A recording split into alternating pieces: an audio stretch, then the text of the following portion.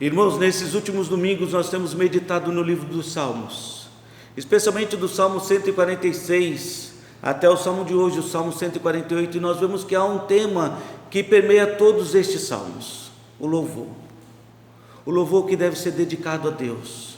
Nós vimos no Salmo 146 o salmista convocando todos a louvar a Deus e derramando ali diante de toda a sua nação o seu coração, declarando que estava pronto para louvar a Deus por toda a sua vida. Por toda a minha vida eu vou louvar a Deus.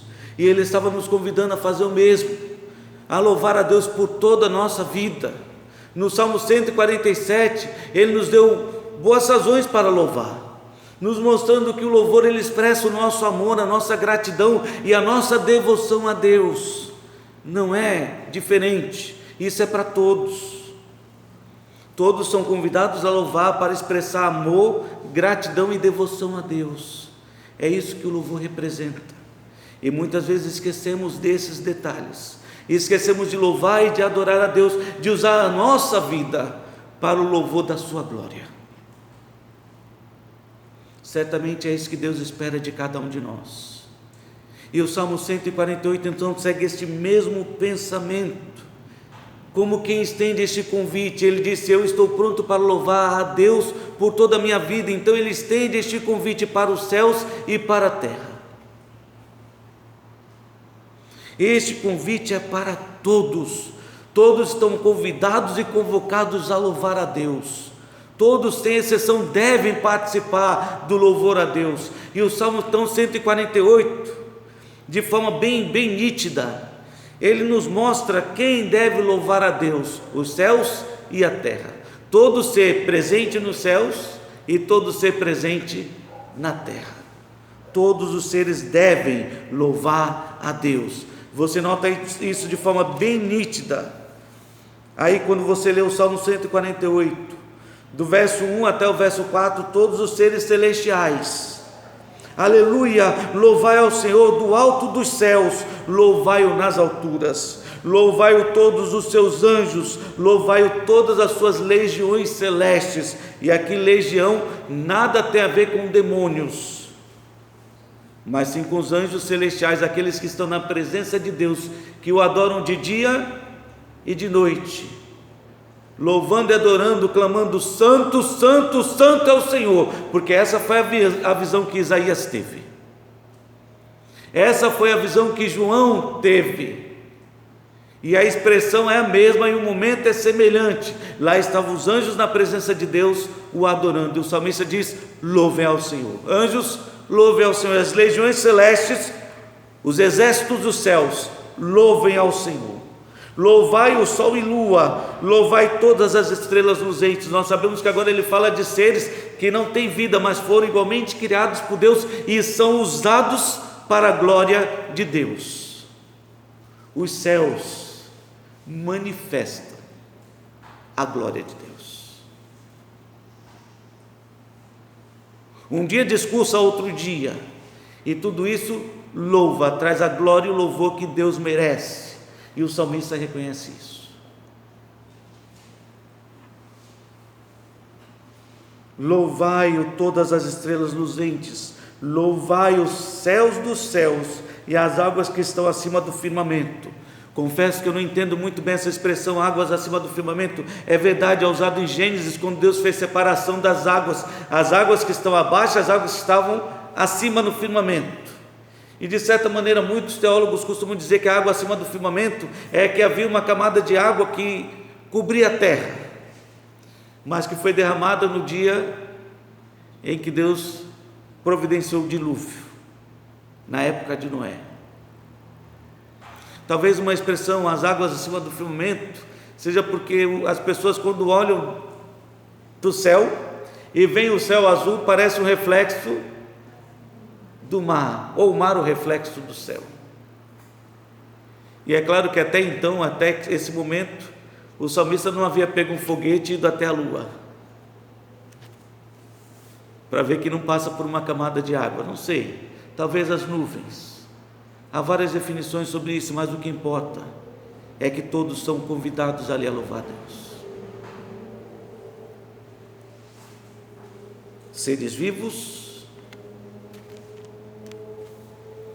e a criação, todos devem louvar o Senhor. Nos céus, louve ao Senhor, e na terra, faz o quê? Louve ao Senhor. Versículo 7: louvai ao Senhor da terra, monstros marinhos e abismos todos, fogo e saraiva, neve e vapor, e ventos procelosos que executam a sua palavra, montes e todos os outeiros, árvores frutíferas e todos os cedros, feras e gados, répteis e voláteis, reis da terra e todos os povos, príncipes e todos os juízes da terra, rapazes e donzelas, velhos e crianças, louvem ao Senhor. E há uma divisão bem clara nesse salmo, não é? Pelo menos 3 divisões, é aquilo que o pastor mais gosta, dividir a mensagem em 3 pontos. Quem deve louvar? Todos os seres nos céus e na terra, é a resposta desse salmo. A quem devem louvar? Seria o segundo ponto. A quem? Ao Senhor. Sim, a Deus. A Deus o Senhor. Versículo 1 e 5, versículo 7 e 13, enfatiza exatamente isso. Aleluia, louvai ao Senhor. É assim que começa o salmo. Versículo 5, louvem o nome do Senhor. Versículo 7, louvai ao Senhor da terra. E versículo 13, louvem mais uma vez o nome do Senhor. Então até aí vemos 2 pontos aí que o salmista descreveu bem, como bom pregador, como pastor. Quem deve louvar, a quem louvar e por que deve louvar. Esses seriam os 3 pontos que iríamos encontrar facilmente, que encontramos facilmente neste salmo. E por que louvar? Versículos 5 e 6, louvem o nome do Senhor, pois mandou ele e foram criados. E os estabeleceu para todos sempre, fixou-lhes uma ordem que não passará. Foram criados. Se existimos hoje, é pela graça de Deus. Foi Ele quem nos fez, e dele nós somos. É Ele quem nos sustenta, diz aí, Ele estabeleceu para todos sempre. Ele os estabeleceu para todos sempre, fixou-lhes uma ordem que não passará. Está falando da provisão de Deus em cuidar de cada detalhe. Em tudo aquilo que Deus criou, Deus estabeleceu leis e regras que não podem ser transpassadas, desobedecidas. A natureza que não tem entendimento reconhece isso. Ele pôs limite ao mar para que o mar não ultrapasse. E é incrível quando você observa a natureza e percebe isso. É incrível você perceber que fora o limite que Deus estabeleceu na areia, não é? Considerando que todos os rios correm para o mar, ou quase todos, a não ser o Rio Jordão, se não me falha a memória, que desemboca no mar, é chamado de mar, mas é mar morto, não vai para o mar, para o oceano. Embora todos os rios praticamente levem a água para o oceano nunca transborda. Já tentaram me convencer que é por causa da evaporação, mas durante a noite evapora também? Evapora? Então eu aprendi na escola que a evaporação era o efeito do sol sobre a água, que aquecia a água e a água subia em gotículas, mas durante a noite tem evaporação. Eu sei que durante a noite as águas continuam correndo para o oceano. Mas uma experiência em casa, deixa uma tigela de água à noite, não vai perceber que alguns milímetros ela vai perceber. Eu vou fazer. Por causa da temperatura, não é só o sol, é o calor, a temperatura. Mas a quantidade, será que é equivalente ao tanto que está indo? Não, é só uma curiosidade, irmão, só pensa nisso aí. É só para nós pensarmos um pouco na grandeza de Deus, que estabeleceu certos limites que não podem ser passados. Lembramos no encontro dos rios, de alguns rios, com o oceano, que as águas não se misturam, e é algo incrível. Existe até 2 oceanos, eu não lembro agora os nomes, mas eu vi uma reportagem sobre isso, que é admirável. Eles caminham lado a lado e as águas não se misturam. é água. Mas eles não se misturam, e fica aquela linha não vista, né? Não desenhada pela mão do homem, mas nítida, onde começa um e onde termina o outro. E entendemos pela palavra de Deus que esse limite foi estabelecido pelo Senhor. E vemos como isso é maravilhoso. É algo que realmente encanta os nossos olhos ver esses limites que Deus estabeleceu. O cuidado de Deus em cada detalhe, em cada situação. Então o salmista está dizendo: louve a Deus. Sim, Ele os criou. Todas as coisas foram feitas por Deus. Louve ao Senhor, porque Deus tem cuidado de tudo, tem sustentado nossas vidas. Louvem o nome do Senhor, versículo 13. Porque o seu nome é excelso, a sua majestade é acima da terra e do céu. Ele reina soberano sobre todas as coisas. Este seria o resumo perfeito deste salmo. Não perfeito porque foi eu que fiz, viu? Está aí, não foi eu que fiz, foi Deus.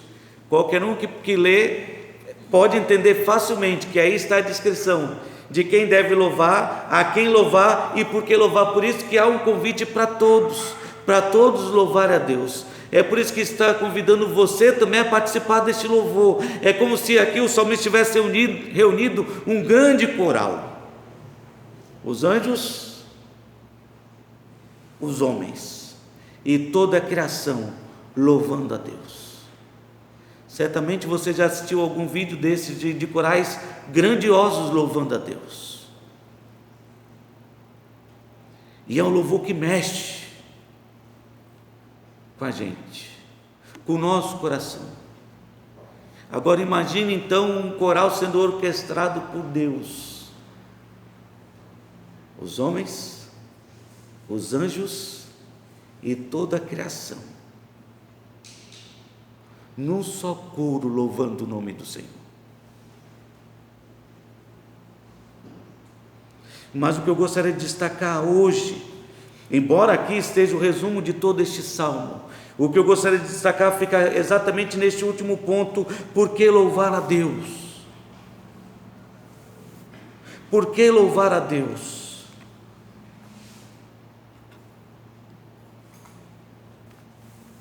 E como nós vimos de forma bem simples no verso 5, 6 e 13, devemos louvar a Deus porque sabemos que foi Deus quem nos fez. Ele nos fez. Se existimos hoje é só pela graça e misericórdia do Senhor. Fomos criados por Deus. E acho interessante ver isso, ou notar isso no livro de Apocalipse, capítulo 4.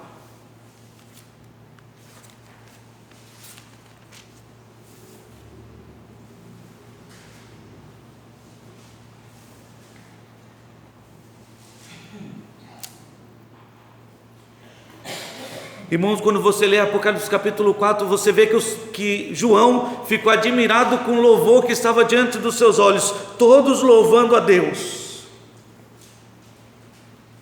E começa assim no versículo 4, eu ia ler apenas do versículo 9 até o 11, mas é interessante ver o contexto. No versículo 4 diz assim: ao redor do trono há também 24 tronos, e assentados neles 24 anciãos vestidos de branco, em cujas cabeças estão as coroas de ouro.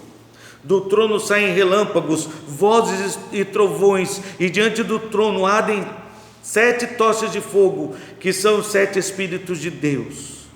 Há diante do trono um como que mar de vidro semelhante ao cristal, e também no meio do trono e à volta do trono 4 seres viventes cheios de olhos por dentro, cheios de olhos por diante e por detrás. O primeiro ser vivente é semelhante ao leão, o segundo é semelhante ao novilho, o terceiro tem o rosto como de homem, e o quarto ser vivente é semelhante à águia quando está voando. E os 4 seres viventes, tendo cada um deles respectivamente 6 asas, estão cheios de olhos ao redor e por dentro, e não tem descanso nem de dia nem de noite, proclamando o quê? Santo, santo, santo é o Senhor Deus, o Todo-Poderoso, aquele que era, que é e que há de vir. Quando estes seres viventes deram glória, honra e ações de graça ao que se encontra sentado no trono, ao que vive pelos séculos dos séculos, os 24 anciãos prostrar-se-ão diante dele que se encontra sentado no trono, adorarão o que vive pelos séculos dos séculos, e depositarão as suas coroas diante do trono, proclamando: Tu és digno, Senhor e Deus nosso, de receber a glória, a honra e o poder, porque todas as coisas tu criastes, sim, por causa da tua vontade, vieram a existir e foram criadas. A união dos seres celestes e terrestres, louvando a Deus e o adorando. E de forma bem semelhante ao salmo que nós lemos, o Salmo 148, exatamente porque reconhecem que foram criados por Deus. Todos ali. E eu não sei se esse sentimento que João teve, naquele momento que ele expressou com essas palavras, versículo 5, do trono saem relâmpagos, vozes e trovões. Eu não sei se foi a sensação que ele teve ao ouvir as vozes ecoando dentro do templo, louvando o nome de Deus, não sei. Deus sabe, diria Paulo, não sei, Deus o sabe. Quando Paulo se referiu à experiência de ter ido até o terceiro céu, eu conheço um homem que foi até o terceiro céu. Se no corpo ou fora do corpo, não sei, Deus o sabe. Será isso que João estava sentindo, como vozes, trovões e relâmpagos dentro do templo? Eu não sei, mas Deus o sabe. Mas eu imagino, quando nós ouvimos um coral cantando, grandioso, forte, aquilo mexe com a gente. É como se de fato nós sentíssemos uma certa descarga de energia no nosso corpo. E as vozes são para nós como trovões. Quem não já ouviu um baixo? Um bom baixo, não esse baixo, mas um bom baixo cantando. A voz chega estronda. E cada voz criada por Deus, ocupando o seu lugar juntas, porque só o baixo, embora ele estronde, se não tiver as outras vozes, não é perfeito. Mas quando o coral está unido, e toda parte, cada voz fazendo a sua parte, você percebe um perfeito louvor. E é algo que não apenas encanta, mas nos estremece. E devia ser essa sensação de João, vendo esses 4 seres celestiais louvando. E junto os seres terrestres, os 24 anciãos, louvando o nome do Senhor.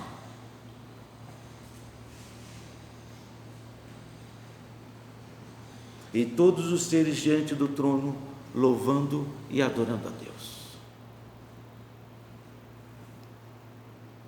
O louvor deve se estender, o salmista entendia isso. Não é exclusividade minha, não é direito apenas meu louvar a Deus. É de todos, nos céus e na terra. De todo aquele que sabe que foi feito por Deus, que existe pela graça de Deus. Então, se sabemos que Deus nos fez, devemos louvar o Senhor.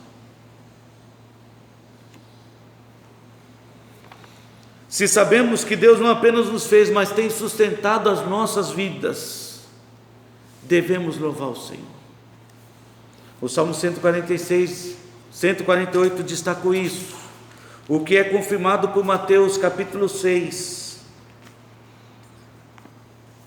versículo 26, quando Jesus Cristo, ensinando aos seus discípulos, fez questão de lembrá-los que não precisavam se preocupar com nada. Deus está cuidando das nossas vidas, Por isso digo, versículo 25, Mateus capítulo 6, versículo 25: por isso vos digo, não andeis ansiosos pela vossa vida, quanto ao que haveis de comer ou beber, nem pelo vosso corpo, quanto ao que haveis de vestir. Não há vida mais do que o alimento, e o corpo mais do que as vestes?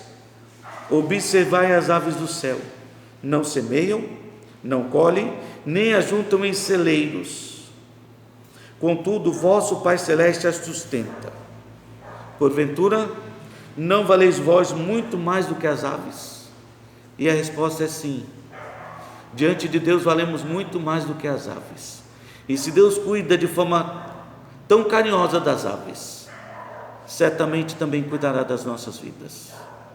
Foi o que o salmista quis destacar quando disse: Deus pôs limite a todas as coisas e tem cuidado de tudo de forma tão exemplar, tão extraordinária, que isso deverá nos fazer entender que da mesma maneira Deus também cuida das nossas vidas.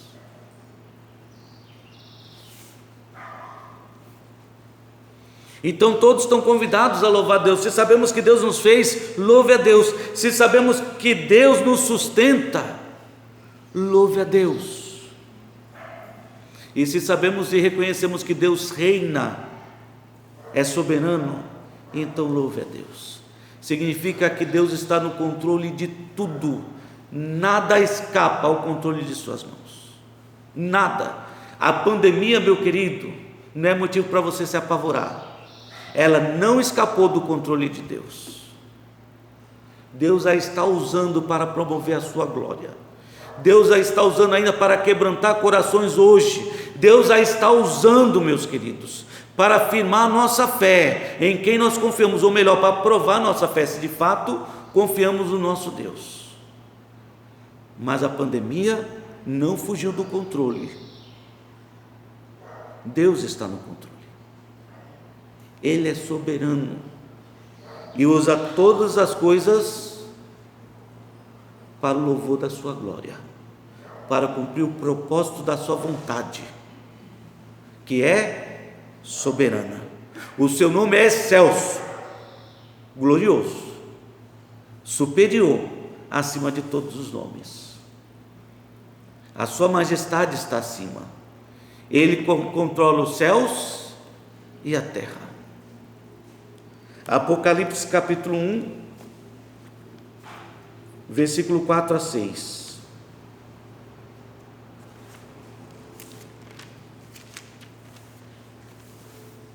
João, às 7 igrejas que se encontram na Ásia: graça e paz a vós outros, da parte daquele que é, que era e que há de vir, da parte dos 7 espíritos que se acham diante do seu trono, e da parte de Jesus Cristo, a fiel testemunha, o primogênito dos mortos e o soberano dos seis da terra, aquele que nos ama e pelo seu sangue nos libertou dos nossos pecados e nos constituiu reino, sacerdotes para o seu Deus e Pai. A Ele seja a glória e o domínio pelos séculos dos séculos. Amém. Amém. O nosso imutável Deus, aquele que era, que é e que há de vir, como descreve aqui João, o mesmo que era ontem, hoje e o será para sempre, continua soberano, reinando sobre todas as coisas.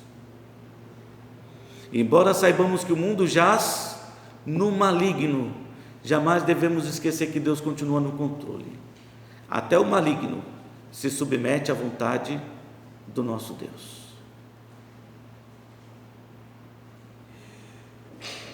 Então, se você sabe que Deus reina, então louve ao Senhor. Então o convite é para você: venha participar, venha louvar a Deus conosco, faça parte deste grande coral, louve ao Senhor.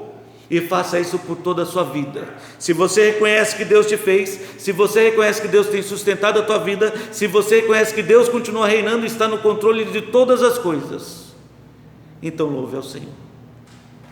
E essa é a mensagem de Deus para as nossas vidas hoje, para a minha vida e para a sua. Se você reconhece tudo isso, então participe, venha louvar. Que Deus nos abençoe.